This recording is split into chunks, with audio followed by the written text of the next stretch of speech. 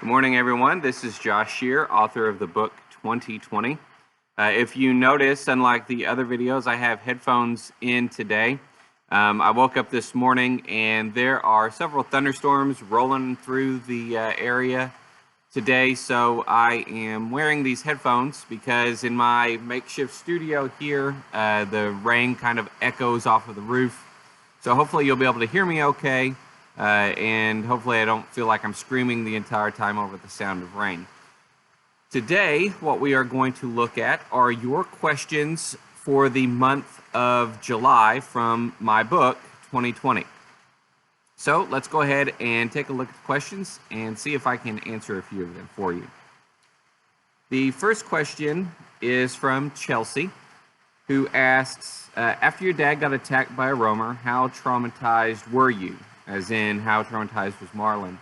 I can tell you that I think Marlon was fairly traumatized in that, they had been through a lot, April, May, and June, and they had kind of relaxed what they were doing because they had not come into contact with a lot of enemies or a lot of roamers for a while. And so the fact that his dad almost got killed was kind of a wake-up call for Marlon.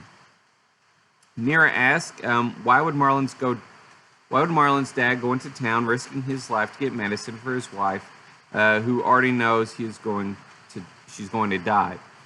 So the answer to that is it's just out of love.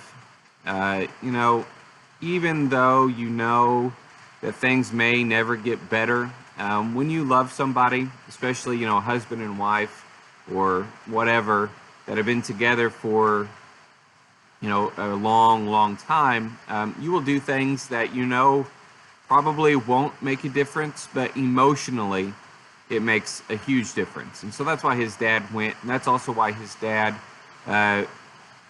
did not allow Marlon to go, because I think even in the book it says his dad said, you have a family, but without your mom, I have nothing left, except, of course, for Marlon.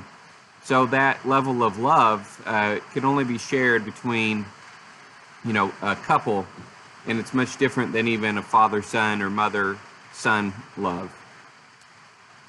Devin asked, at the end of the chapter, I wonder how his father felt and why multiple tragic deaths in the same chapter. Is it an author's trick? So it is a little bit, Devin, an author's trick, if you will. It's not so much a trick, but if you've ever heard the expression, I think it's appropriate for today, when it rains, it pours. And so, for Marlon, it's not just the fact that he learns about his wife's fate and that he is concerned about his children. But now he's also lost his mother, and to a certain extent, emotionally, at the end of the chapter, he's lost his father, because his father clearly is affected very negatively by the death of his mother. Kayla asked, is the dad going to be okay after losing his wife? So we'll see in the next chapter what happens. He's going to hang in there, I can tell you that, but it is an interesting conclusion once we get to that point. Cherokee asked, when it says his father left the house after his mother died unarmed, and he was going into the woods, was he hoping to die, or did he just want a break from reality? Well, the answer to that, Cherokee, is it's probably a little bit of both. As the author, I could probably say one way or the other, but really, I put that in there for the reader to decide, why would the dad be willing to just go out without anything, without any armaments, without anything, knowing the danger? And, unfortunately for him, in that state of depression that he was in, you ask, was he escaping reality or was he wanting death? For him, it might have been the same thing. A death would be an escape from his current reality. So there you go. The next question is from Brandon. Why did Greg and Paulina die? So if you remember early in the chapter, Marlon is talking about the Hartman annual celebration, the 4th of July celebration that they have, and he mentions briefly that Anne's parents died 6 years ago, which for the book would have been in 2014. So, I didn't really have much of a backstory about Anne's parents. I included that as the author because one of the questions I thought readers might have is, okay, if Anne couldn't get back to the house, if she couldn't get back to Owensboro, kind of like Marlon went to Boonville to find his family, his parents, why would Anne not go find her parents if she could? If given the option between going back to Owensboro and finding Marlon, or if that's not possible, going to find her parents, wouldn't she do that? So as the author, I included the death of her parents as kind of a plot device to show that she would not be able to go back to anyone that she necessarily knew or was that familiar with because they're gone. They've died several years ago. Now, how they died, I didn't really ever come up with an answer to that. We could say it was natural causes. We could say it was a car accident. I don't think in the book, or even in the sequel for that matter, 2022, I don't think I ever really answered that question. So it's a good question, and as a reader, you can come up with your own theory as to what happened. Giselle asked, are the roamers human because it says that the roamer had a backpack? I think if you read it carefully, I'd have to go back and read that section again. You're talking about the section where they attack the dad. I think they ripped the backpack from the dad, which is why the Molotov cocktails were in the backpack already. And that's why Marlon shoots at the backpack so he can ignite it. Of course, I just want to mention from the last Q&A session, somebody asked, wouldn't the Molotov cocktails catch everything on fire? Again, it was another use of the author, just kind of using that plot device of this explosive device to get rid of a large group of roamers all at once to carry on the story. I guess you could argue that because it was in the ditch might have a little bit of water in it, which would kind of tamp down the flames. But yeah, I think that's what happened is the roamers actually stole the backpack or ripped it off of the dad who was carrying it around. Cesar asked, why would they buy so many fireworks? So I can tell you that one journal entry about the 4th of July that actually was based on my own childhood. My family used to have an enormous celebration, and so we would actually set up, because in Indiana, it is still, I think, I live in Kentucky now, but I think it's still legal to have all kinds of different aerial fireworks. So we would actually set up several different platforms and secure different fireworks, and then my brother and I, and usually my brother-in-law or somebody, we would always simultaneously launch the fireworks. And so we created a really large 45-minute show every year, and it was one of the most exciting things that we would do every year.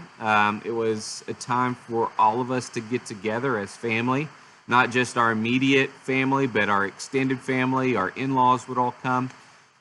And so for me personally, as Josh Scherrer, author, 4th of July was a very meaningful time for me. And so I gave that same characteristic to Marlon and had Marlon reflect on how, now there are no fireworks, there is no celebration, it's all about survival. That was a good question. Benjamin asked, my question is that now that his mom is dead, will he take his dad and go look for his brother and his kids, or will he and his dad just stay at the house till his dad passes away?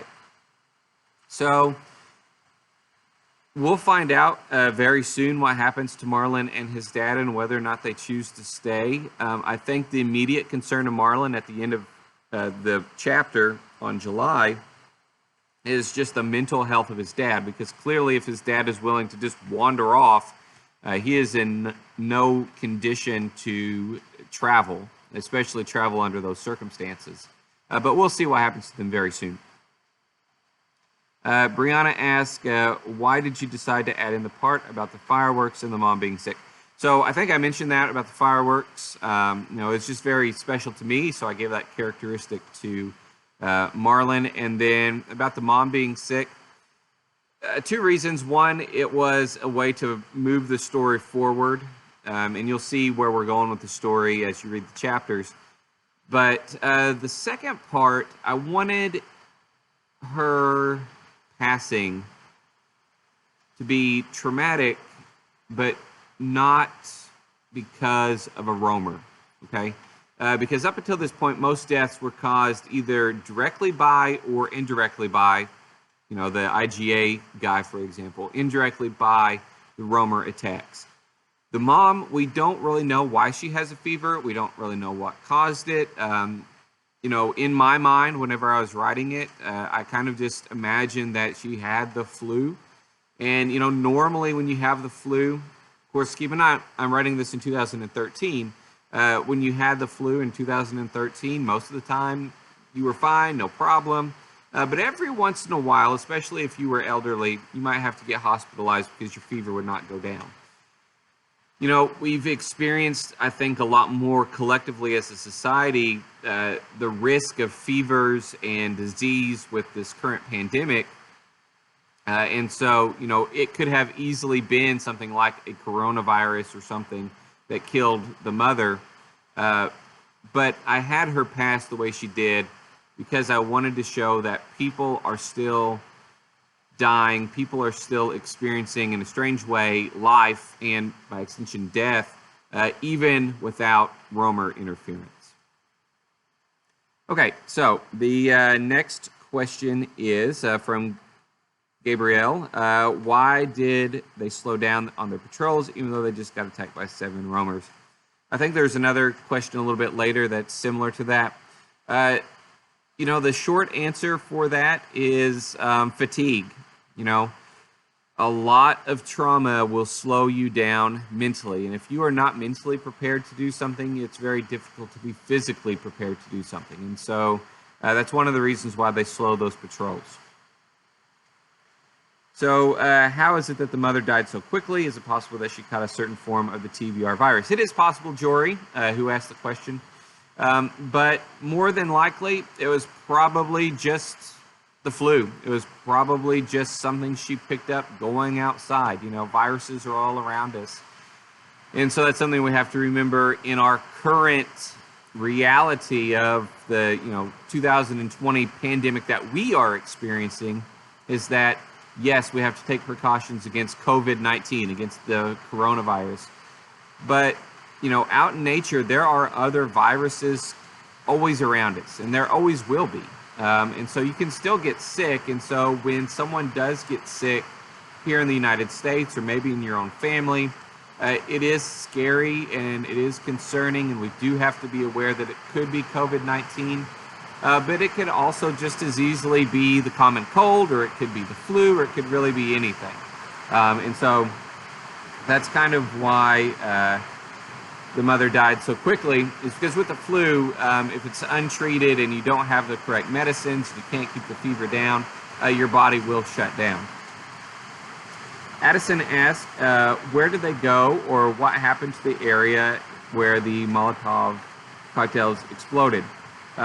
So Addison, that was just like on the edge of the perimeter of their property, and it was in a ditch, a fairly deep ditch, and so they were just on a standard patrol, and that's where it happened. Somehow the roamers got past the fencing, and that's why they caught them by surprise. Emmanuel asked, how did Anna die, or Ann die, excuse me. How did Ann die? Ann died, we assume, because she had blood and she ran into that group known as the Panthers. We assume she probably got shot by one of those gang members or militant members or whatever you want to call them. We aren't 100% sure. And again, the story is the brother told the ex-wife that Ann had died. There is no body, there is no confirmation, of course, that she died. Marlon's just taking that at face value. But we assume, based on the information that we have, that she probably was shot. Jada asked, why are the roamers coming and going, and why aren't they in bigger packs? That's a good question. we don't really know at this point in the story why they're coming and going, why they slow down, why they pick up. Maybe they're just searching for food. It's kind of like if you live out in the country, if you live in a rural area, some days it seems like you hear coyotes howling at night on a daily, nightly basis, every single night. And then sometimes it's like every other week, sometimes it's once a month that you hear the coyotes. And so it could be that they are just circulating around trying to find food, and they just happen to be coming back. It could be that, they are getting shot at by other groups other than Marlon and his dad, and so those population numbers are thinning out. We really don't know at this point. Tabitha asked how many times did Ann get shot. We really don't know, and I don't think he ever really finds out, if I remember correctly.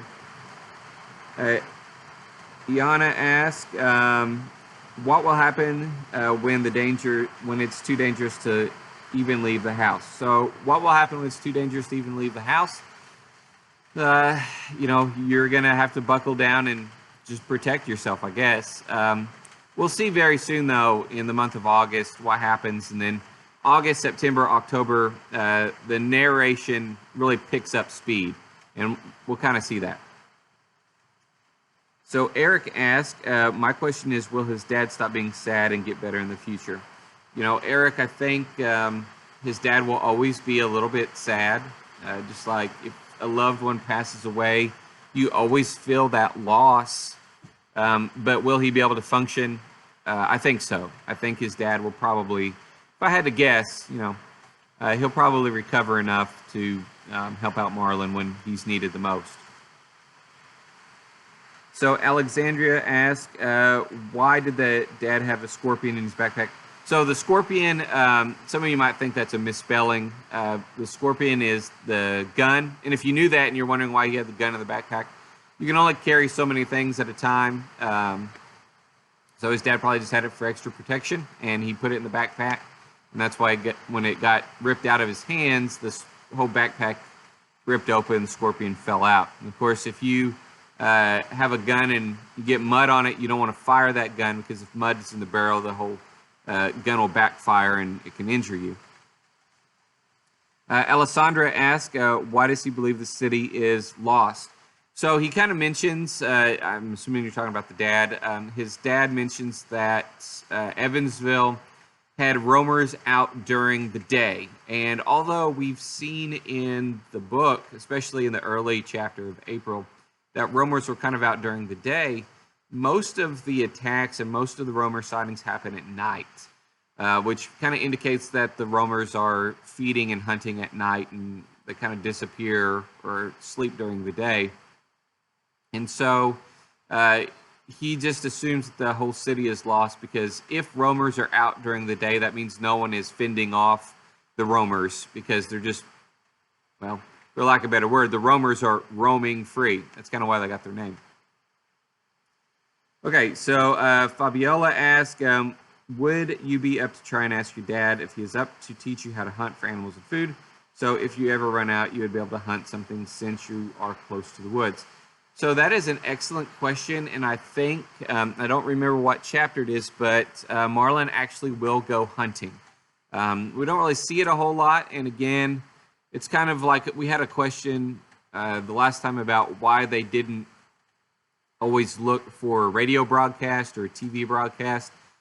The answer is, they might have been for a long time, but if you don't get anything, you're not going to report that in your journal. Same thing with hunting. Marlon could have been looking for frogs or looking for deer or looking for rabbits or whatever. But if he doesn't see anything, and if he's not actively hunting and he's just kind of, by happenstance looking for that wild game, if he doesn't see it, he's not going to report that he saw nothing. But that's a very good question.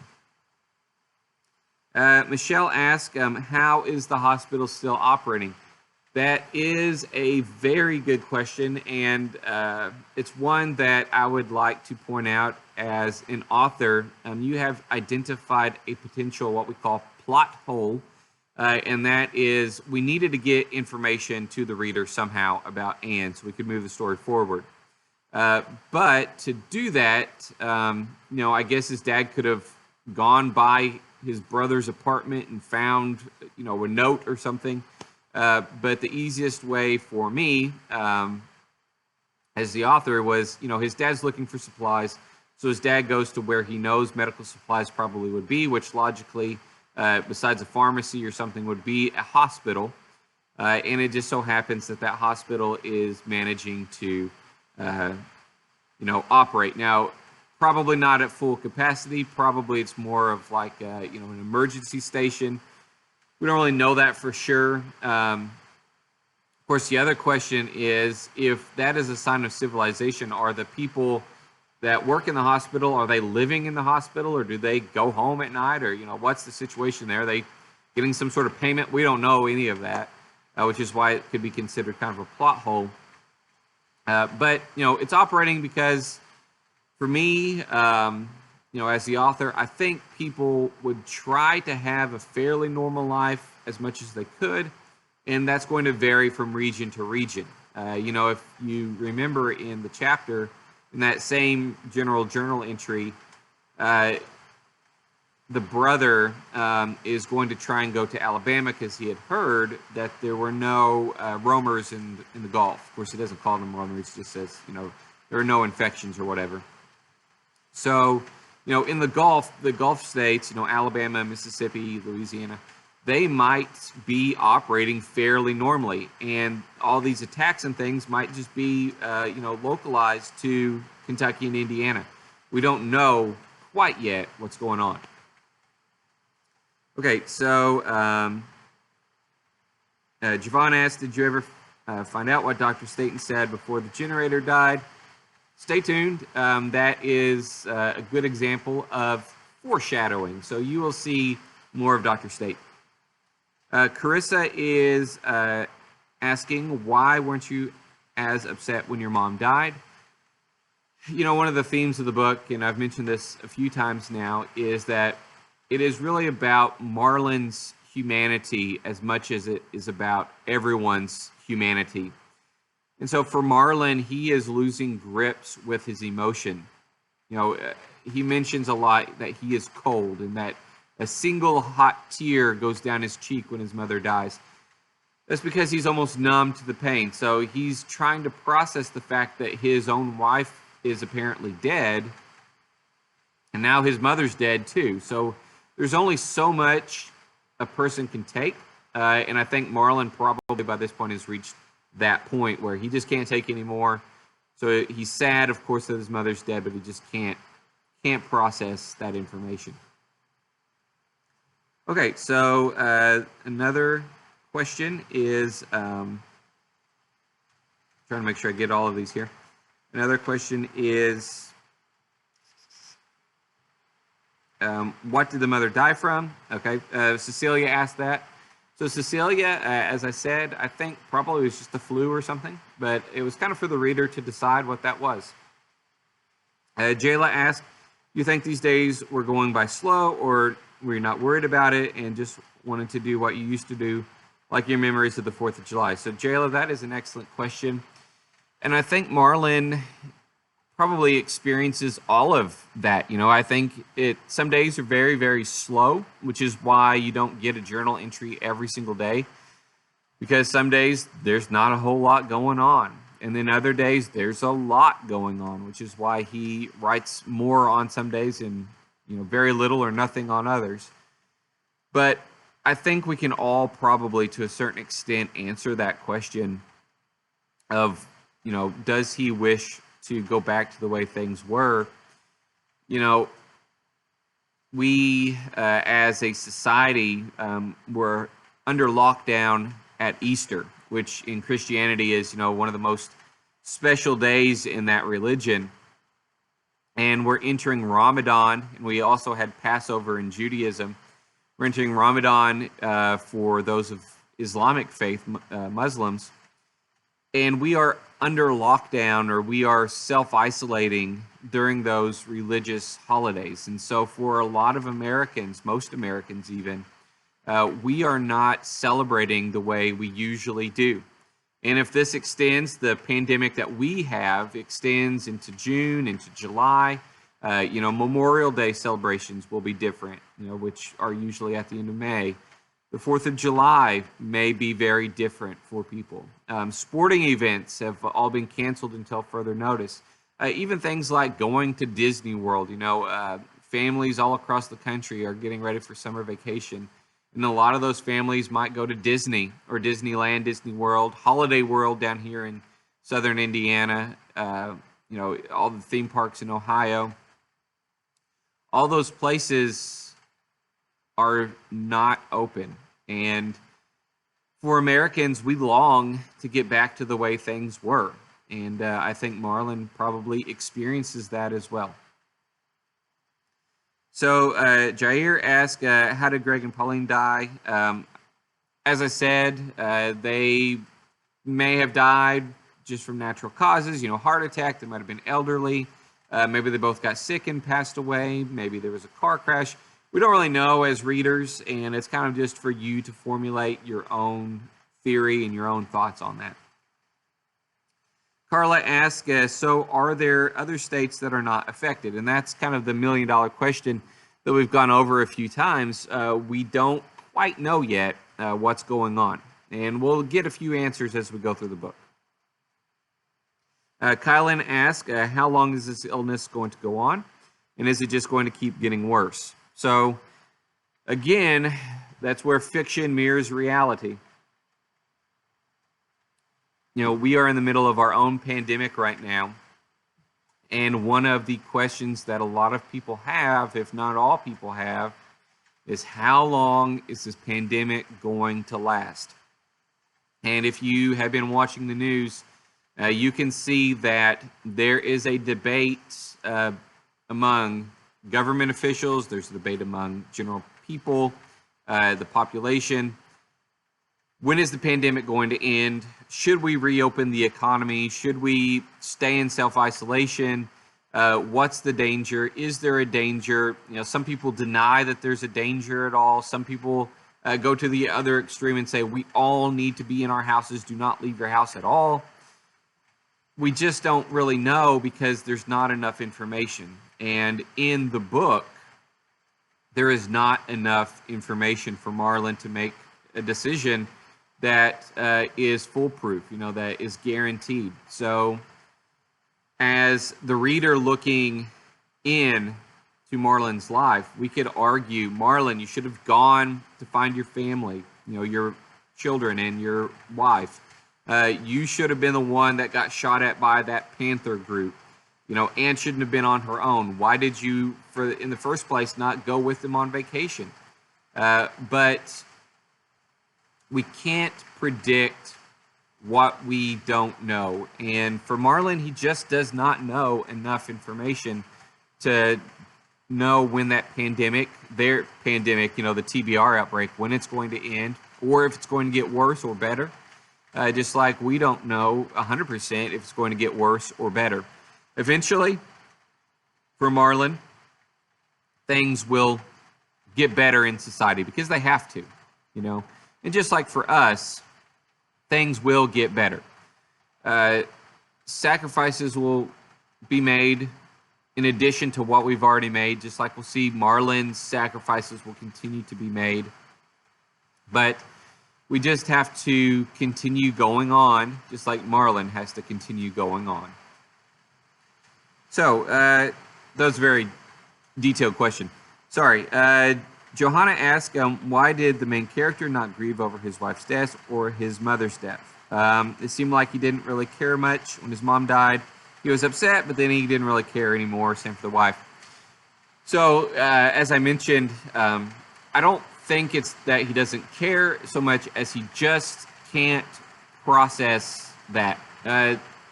There's something called traumatic shock. And when your body goes in traumatic shock, it can affect you physically, but it can also affect you emotionally and mentally. And I think Marlon is at that point where he is being emotionally traumatized to the point where he just can't process the deaths of his wife and his mother. Alicia asked, did Marlon feel any guilt or remorse after he cremated his own mother? I think he probably felt a lot of grief. I think for a little bit, this is going to sound kind of strange, but I think he probably feels, in a way, a little bit of happiness that he's able to cremate his mother. He mentions in his journal entry that he's not going to give the roamers the satisfaction of eating the corpse of his mother. He doesn't say a lot about this in the journal entry, and as the author, I kind of left it open. But it might be that the roamers are also scavenging for bodies. Alive or dead, they're going to eat something. And so maybe Marlon has witnessed the fact that they've eaten corpses. Maybe you've seen that they've dug up dead animals. We don't really know. But to be on the safe side and to sort of send his mother off properly, if you will, he cremates her instead of burying her. Good question. Okay, so we've got a couple more here. Isaac asked, when there were roamers, why did they go get rest with fewer patrols? So I think at the very beginning of this Q&A session, I mentioned that they just had fatigue. And that's really kind of the theme of July, is Marlon and his dad are at the breaking point of their fatigue. There's only so much you can handle as a human, and they've been through a lot those first 3 months, and now we're in the 4th month of this. There's only so much that they can do, and they just kind of reach their breaking point. They have to rest. So Maria asked, what are they going to do after the mom dies? We'll see what they do. We'll find that out very soon. Alejandra asked, what made him think the rumors about the outbreak not hitting the Gulf were true and safe, and what if they were just lying? So referring to the brother and what the brother was believing about the Gulf, a little bit of it just goes on faith. He hears reports. He knows that to the north it's bad. Evansville's bad. He knows that east of Henderson is bad because that's where Owensboro would be, and couldn't get to Owensboro. And although it's not said, he might know that to the west it's also bad. We're not for sure. So because his uncle lives down south and has a large property, which means it's very rural, which means the population density is going to go down, which means less of a threat of roamers, his brother's going to make that decision. And so as the author, that's kind of the justification that I had to send the story that way.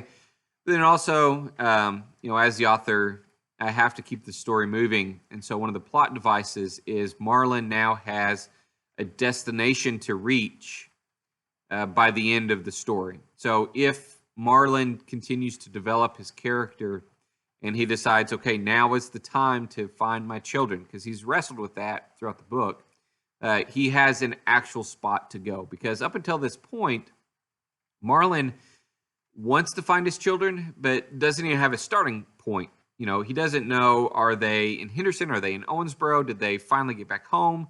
Are they trying to get to him in Boonville? Are they going to go find his parents? Because, and maybe she trusts her in-laws, Marlon's mother and father. We don't know, really. It's all speculation. But now, as readers, we know that there is a spot that Marlon can go to. And it's kind of a spot that we anticipate him to go to as we read the book. Okay, so the last two questions. One is from Alexander, and asks, what happens if they don't find any medicine in Evansville for the mom's fever? So, if they didn't find medicine, the mom would die. If they do find medicine, there's a chance the mom would live. And so that's why the dad, being the husband and having that special love for his wife, that's why he chooses to risk his own life to go find that medicine. Okay, and so that's why he goes to Evansville, doesn't find anything in Evansville. It's too dangerous, so he goes to Henderson. So it's kind of a two-parter in terms of the plot moving forward. One, he discovers medicine, but then tragically the mom still dies. And then two, he also finds information, which is, in a way, for the purpose of the book, is almost more valuable than the medicine itself. Okay, and then the last question, Beth C. asks, my question is, will Marlon ever go looking for his kids, or will he stay with his dad for a long period of time? And so I've kind of hinted at that as we've gone through this Q&A and as we've gone through the other Q&As. But it's something that Marlon is going to wrestle with the entire book. You know, what is his obligation to? What is his priority? He's already shown that his priority at the beginning was safety over insecurity. He knew that his parents would probably be more secure than going off on some wild goose chase, if you will, to try and find his wife and children, who may or may not have been at Barclay Lodge. Now we know that his brother apparently has his children. He probably trusts his brother because in the previous chapter we knew he was speaking fairly highly of his brother. And he also knows that his dad is grieving and his dad is elderly and his dad is weak. And so given the choice between abandoning his father or going to find his children who are protected by his brother, he's probably going to choose his father, weak over strong potentially. But at the same time, if he can convince his father to go, will they go find his children? That's something that we'll discover in the later chapters. But it is one of those plots that, to be honest with you, I really struggled with as an author because, even though the story is primarily about Marlon, and it's really not just about Marlon and his actions, but Marlon and his emotions and his morality. He's faced with choices that at some points as a reader really feel like they're not very logical, that they don't make a lot of sense. And so, as the reader, you can say, oh, look, that's a plot hole. This is a plot hole. This doesn't make sense. Why would he do that? And to a certain extent, that's just, a weakness as an author. Every author has these gaps in their story. But the other side of that is you have to remember that the book is about human beings. And human beings are sometimes not logical, not rational, and they don't make a whole lot of sense in their decisions. And I'll give you an example of that to kind of close this out.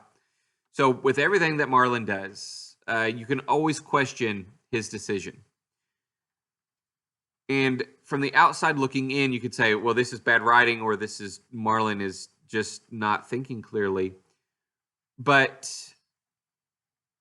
if you've ever gone into a dark room to look for something, and you fumble around and you're trying to find whatever it is that you're looking for, and you finally find it, and it's been, 10 minutes, and you've come out of the room,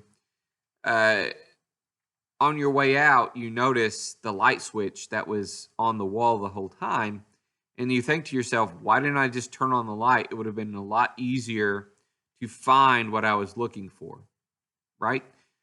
Have you ever had that experience? I know that I have.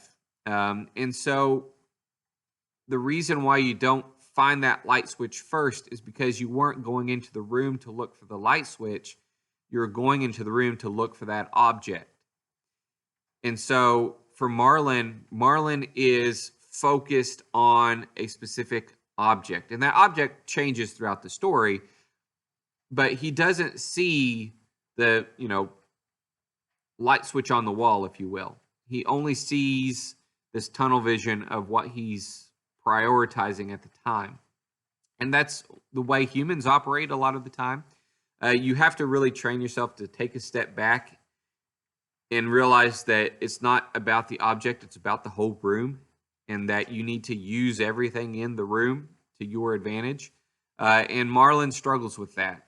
And so, yes, there are plot holes, there are gaps in what makes sense in the story sometimes, and you'll see that as we go. And if you are an active reader, and you asking these questions prove that you are active readers, you'll discover a lot of that. But at the same time, there is a reason behind why things happen the way they do, because we're not looking for that light switch on the wall. We're looking for the object. So that concludes the questions for the chapter July. If you have heard a lot of interference because of the rain, I apologize.